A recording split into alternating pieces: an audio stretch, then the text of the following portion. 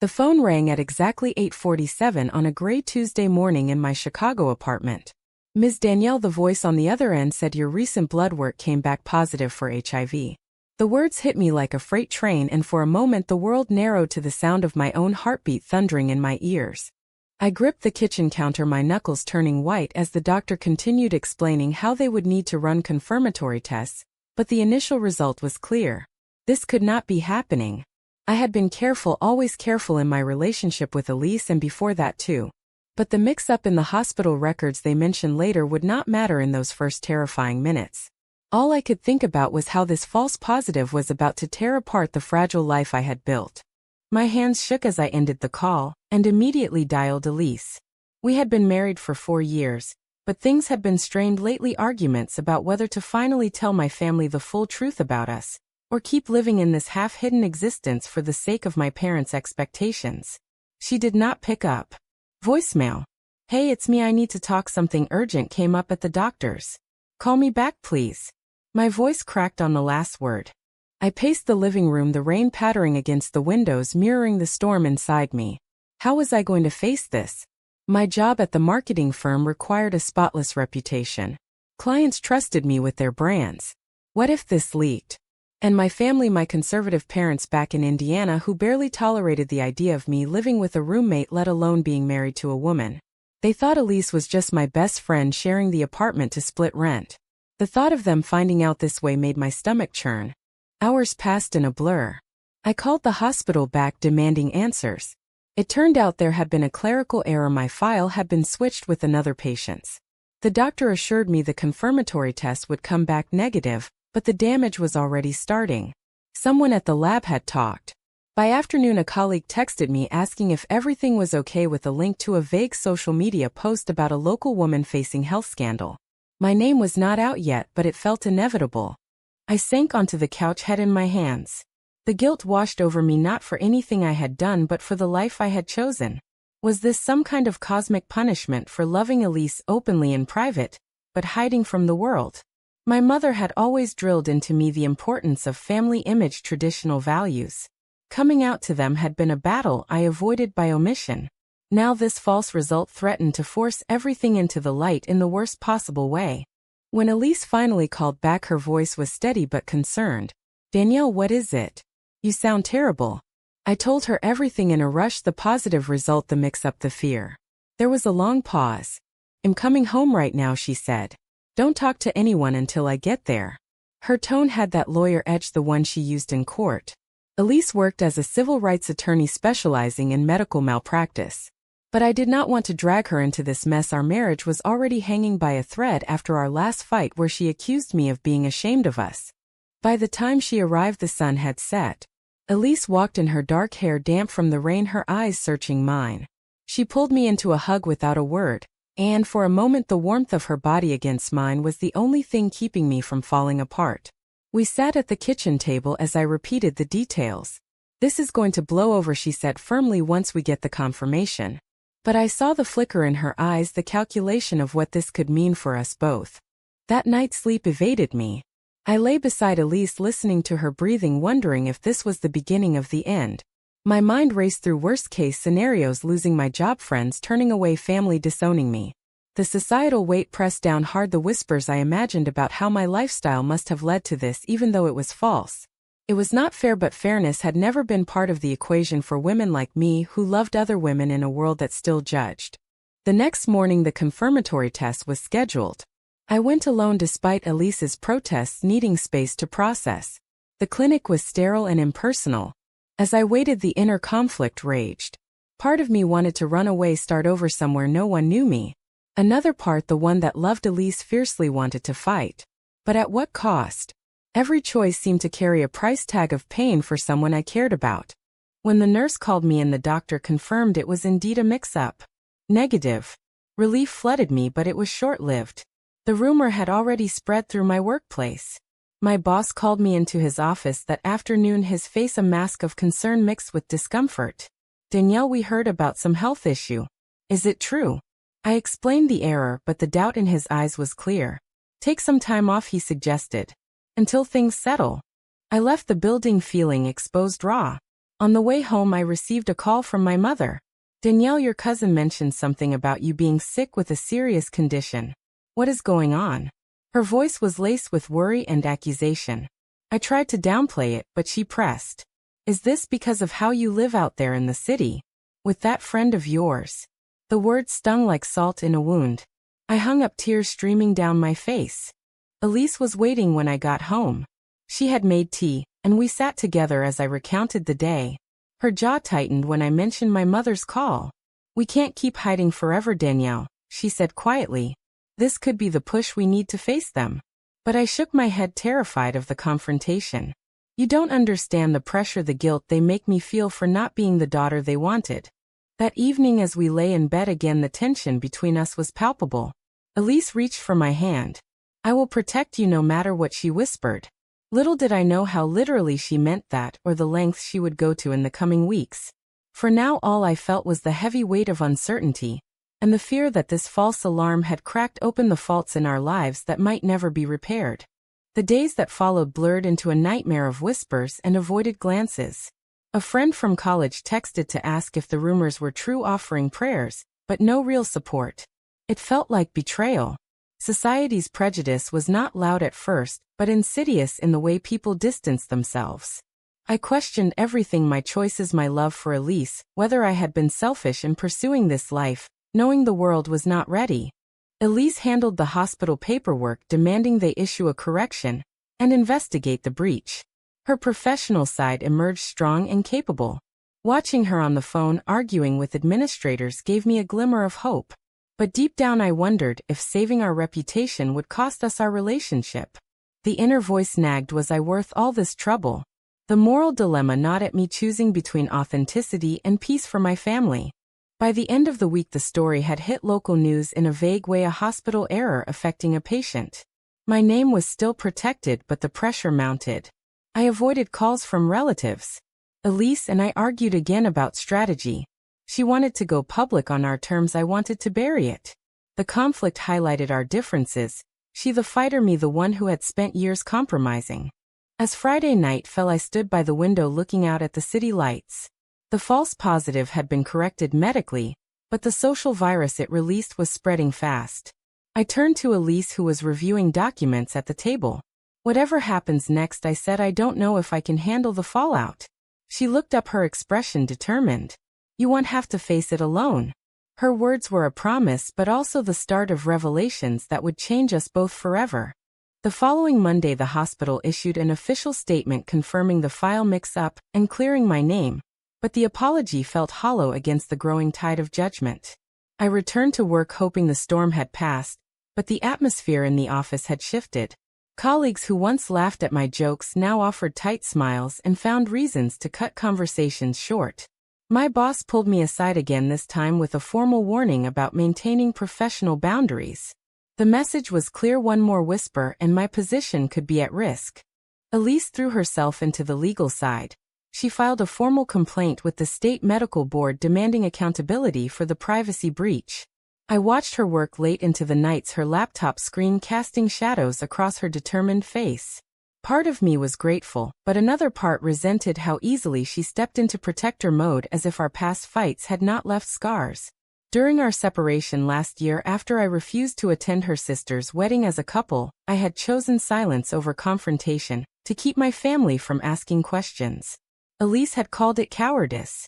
Now here we were again, the same fault lines exposed. The real blow came on Wednesday when my sister called from Indiana. Mom is beside herself, Danielle, she said, her voice sharp. She heard from Aunt Linda, who knows someone at the hospital. They're saying you tested positive for something serious. Is it true? I tried to explain the error, but she cut me off. This is what happens when you choose that life out there. Dad is talking about driving up to bring you home. You need to end this phase and come back to your roots. Her words landed like punches. I hung up and sat in silence, the apartment suddenly too small. Elise found me there hours later. She listened without interrupting, then pulled out her briefcase. I am not letting them do this to you, she said. The hospital is liable for negligence and defamation by association. I am taking the case. I stared at her, shocked. You mean sue them? Publicly? She nodded. Someone has to stand up or this kind of mistake will keep happening to people like us. I protested the publicity would drag our marriage into the spotlight. My family would never forgive me. Elise met my gaze steady. Maybe it's time they knew the truth. You have been carrying this weight alone for too long. The argument escalated, voices rising until I stormed out into the rainy streets. Walking alone, I replayed every compromise I had made to keep peace with my parents, the holidays where I introduced Elise as a friend, the birthdays where I attended alone. Each decision had seemed necessary at the time, but now they felt like betrayals of myself and of her. By the time I returned home soaked and shivering, Elise had already contacted a colleague for second opinion on the lawsuit. We did not speak much that night, but the air between us crackled with unspoken fears. The next day the local news picked up the story, a prominent hospital error involving a Chicago resident. My name stayed out of it for now, but the comments online were brutal. People speculated about risky behavior, lifestyle choices. The prejudice was immediate and vicious, even without knowing I was married to a woman. At work the rumors intensified. A co-worker I had considered a friend pulled me into the break room. "Danielle, is there any truth to what people are saying about you and some health scare?" I explained again, but her eyes held pity mixed with distance. She later forwarded an email from HR suggesting I take extended leave for wellness. The decision felt forced, a quiet way to push me out without admitting bias. That evening Elise and I sat down for a real talk. She admitted she had been quietly gathering evidence for weeks, even before the confirmatory test. I felt betrayed that she had acted without full discussion, but also touched by her determination. The moral question tore at me: was it right to let her risk her own career and reputation for my sake, when I had kept us hidden for so long? My internal conflict deepened, the guilt over past choices clashing with the need for her strength now. Family pressure mounted, with daily calls from my mother alternating between concern and condemnation. "You were raised better than this," she said one night. "If this is connected to your living situation, you need to make changes." I hung up each time, feeling smaller, the weight of their expectations crushing my resolve. Elise watched me unravel, and her protectiveness grew fiercer. By the end of the second week, the hospital offered a small settlement to make it go away. Elise rejected it outright. "This is bigger than money," she told their lawyers over speakerphone. "Accountability matters." Her voice never wavered, but later that night, I saw the exhaustion in her eyes. She was paying a price: 2 sleepless nights, missed cases at her firm, whispers among her colleagues about why she was so invested in this particular client. I lay awake beside her, questioning every decision that had led us here. Had I been wrong to hide our love? Was fighting now worth the potential loss of everything? The tension built slowly, each confrontation chipping away at my sense of self. Elise was emerging as my shield, but at what cost to us both? The press conference Elise organized hit like a thunderclap. She stood at the podium outside the hospital, her tailored suit sharp, her voice clear and commanding. "My client Danielle has suffered immense harm due to gross negligence and a breach of confidentiality.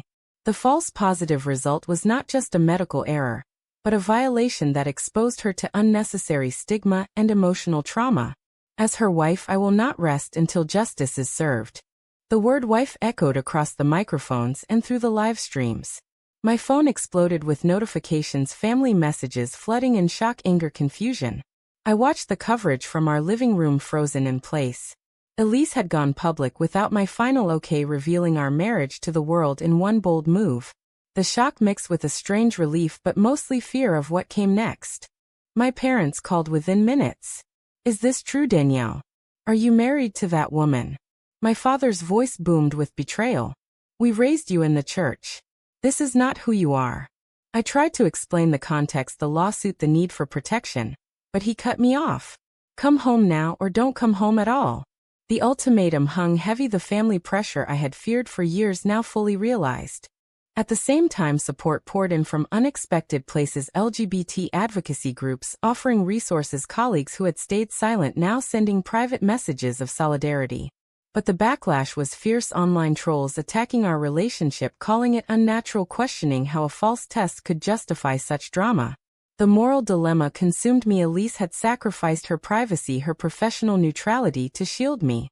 Was I worthy of that sacrifice after years of keeping her at arm's length from my family? We argued that night, the first real blowout since the diagnosis. You should have warned me, I shouted. Now my entire world knows and my parents may never speak to me again. Elise stood firm. Hiding was killing us slowly, Danielle. This forces the truth into the open where it belongs. Her eyes flashed with the pain of past rejections when I had asked her to pose as a roommate at family gatherings. The confrontation laid bare our deepest wounds, the betrayals of omission, the times I chose comfort over courage. Flashbacks flooded me: the night we met at a charity event, her laugh lighting up the room, the quiet courthouse wedding where only two friends witnessed our vows, because I feared my parents' reaction. Each memory now carried the weight of regret. Elise had always been the one willing to fight, I the one calculating costs. The next days brought more confrontations. My sister showed up unannounced at our door, eyes red from crying. You lied to all of us, she said. Mom is heartbroken. She begged me to come home for a family meeting to talk sense into me. I refused, but the guilt gnawed deeper. Elise supported my decision, but I saw the toll on her too. Her firm had received calls questioning her involvement in such a personal case. Work became untenable. My boss cited client complaints about the publicity and placed me on indefinite leave. The financial strain added another layer of stress, but Elise assured me we would manage. Her determination inspired me yet fueled my inner debate: was staying with her now selfish if it meant she lost clients or faced professional isolation? A close friend from college reached out, but the conversation turned sour when she asked if the whole thing was exaggerated for attention. The subtle betrayal stung, reinforcing how fragile alliances could be under societal scrutiny. I began to awaken to the reality that true support was rare, and often came at great personal cost. Elise and I spent evenings reviewing case files, her hand occasionally brushing mine in silent reassurance. The romantic spark we had nearly lost flickered back amid the chaos, but shadowed by uncertainty. The high stakes forced me to confront my own prejudices, internalized from years of family conditioning, the voice that still whispered, maybe they are right about us. As the lawsuit moved to formal filings, the tension escalated. Hospital lawyers hinted at digging into our personal lives to discredit the claim. Elise remained unfazed, but I lay awake nights fearing the exposure would break us. The psychological toll mounted, each decision weighing heavier than the last. The court date approached, and with it came the full force of family intervention. My parents drove up from Indiana, arriving at our door unannounced, my mother clutching a Bible, my father stone-faced. We are here to take you home, Danielle, my mother said, tears in her eyes. This lifestyle has brought nothing but pain. End it now before it's too late. The confrontation in our living room was brutal. Elise stood beside me, calm and professional, explaining the lawsuit, the facts. My father dismissed her with a wave. You have corrupted our daughter. The words cut deep, triggering old wounds of rejection.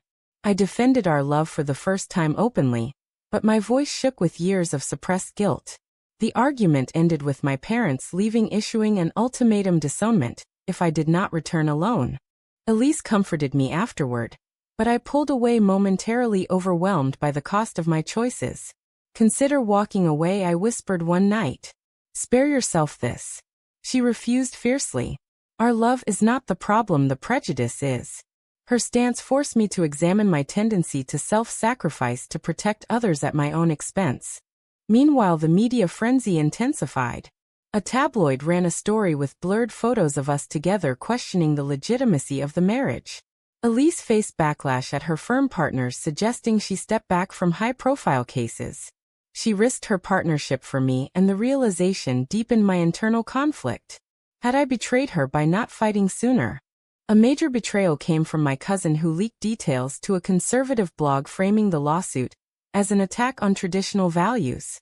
The article spread fast, amplifying the hate. I confronted her over the phone, her justification chilling. I thought I was helping you see the light. The family pressure had turned one of my own against me, highlighting the divisive power of prejudice. Preparation for trial consumed us. Elise rehearsed my testimony late into nights, focusing on the human impact, the fear, the isolation. During one session, I broke down, admitting how the false positive had exposed my deepest insecurities about deserving love. Elise held me then, the moment tender amid the storm, reminding me why we fought. Work called with bad news: my position was being eliminated due to restructuring, a clear excuse tied to the scandal. The financial hit was real. but the emotional one deeper, validating the societal cost of visibility. Elise offered to cover expenses, her generosity, both comforting and guilt-inducing. Our relationship evolved through the fire late-night talks, revealing layers of hurt I had buried. Elise confessed the pain of being hidden for years. I admitted the fear of losing family approval. The exchanges were raw but healing, forcing decisions about our future, whether to rebuild stronger or let external forces win. As trial loomed, the hospital offered a larger settlement with a gag order. Elise advised against it, pushing for public vindication. I agreed, but the choice carried risk of prolonged exposure. The moral debate raged within. Was justice worth the irreversible damage to family ties? The courtroom was packed, the air thick with anticipation.